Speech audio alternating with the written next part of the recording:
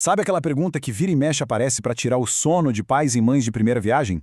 Pois é, hoje a gente vai mergulhar de cabeça em uma dessas grandes questões do desenvolvimento infantil. Tá aí a pergunta, direto ao ponto. E olha, essa é uma das preocupações mais comuns que chegam nos consultórios de pediatria. Então, o nosso papo hoje vai ser para responder isso de um jeito bem claro, com base no que a ciência diz. Então, a primeira coisa é, respira fundo.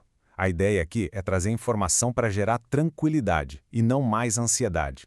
A gente vai desvendar esse tal marco do engatinhar juntos, passo a passo. Ok, vamos começar pelo mais importante de tudo, a ideia que pode mudar tudo. Aquele conceito de que todo bebê precisa obrigatoriamente engatinhar, bom, esse é um dos maiores mitos que existem.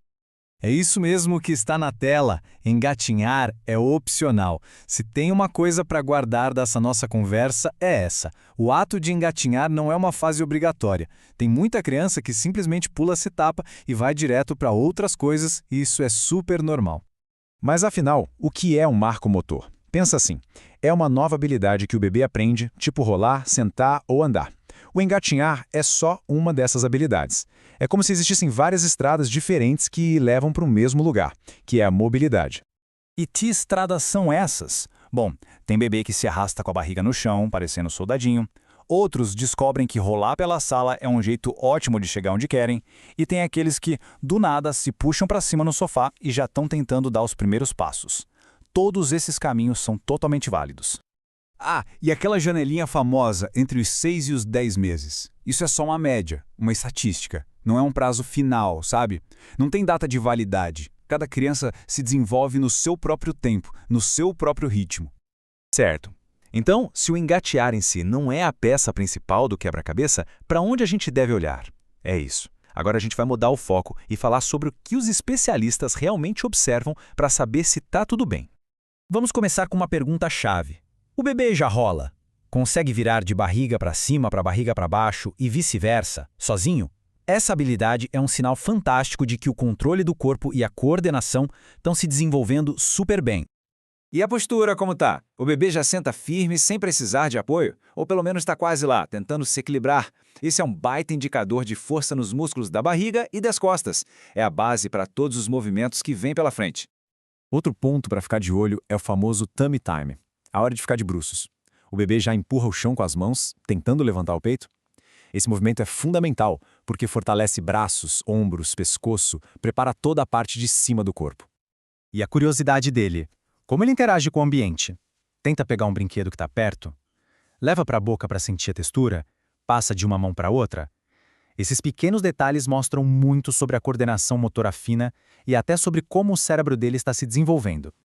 E por último, talvez a pergunta mais importante de todas. Existe vontade de se mexer? O bebê mostra que quer explorar? Ele se estica todo, se joga, até fica bravo por não conseguir pegar algo? Essa intenção, esse desejo de conhecer o mundo, vale muito mais do que o jeito exato que ele usa para se locomover.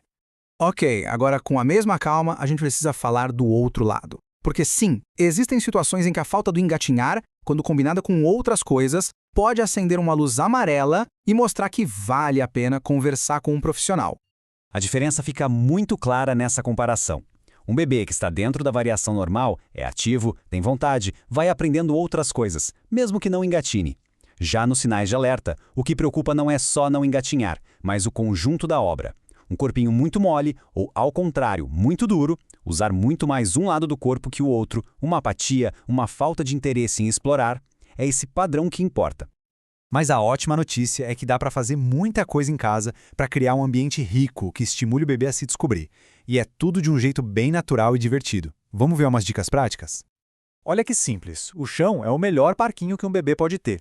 Deixar o bebê livre num lugar seguro, colocar aquele brinquedo que ele adora um pouquinho mais longe para ele se esforçar e transformar o tempo de bruços num momento legal, de brincadeira.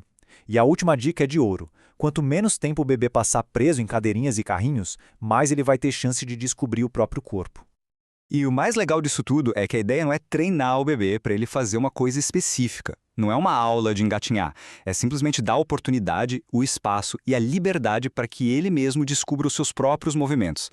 Bom, depois de tudo isso, vamos amarrar as pontas e chegar na ideia central, naquele conceito que de verdade pode aliviar muita preocupação e mudar o jeito de olhar para o desenvolvimento dos pequenos. Essa frase aqui diz tudo, né? Se o bebê está rolando, está sentando, está interagindo com o mundo e mostrando que quer se mexer, a falta do engatinhar, sozinha, não costuma ser motivo de alarme. E é aqui que a mágica acontece. A chave é parar de olhar para uma listinha de tarefas e começar a olhar para o bebê como um todo. O desenvolvimento não é uma corrida de obstáculos, é mais como uma trilha, com vários caminhos possíveis para chegar no mesmo lugar. Então, a pergunta que fica é essa. Na próxima vez que a ansiedade bater por causa de um marco específico que ainda não chegou, que tal dar um passo para trás e pensar, mas e o desenvolvimento como um todo, como está? Essa mudança de perspectiva é, sem dúvida, a melhor ferramenta para acompanhar o crescimento de uma criança com muito mais confiança e muito menos preocupação.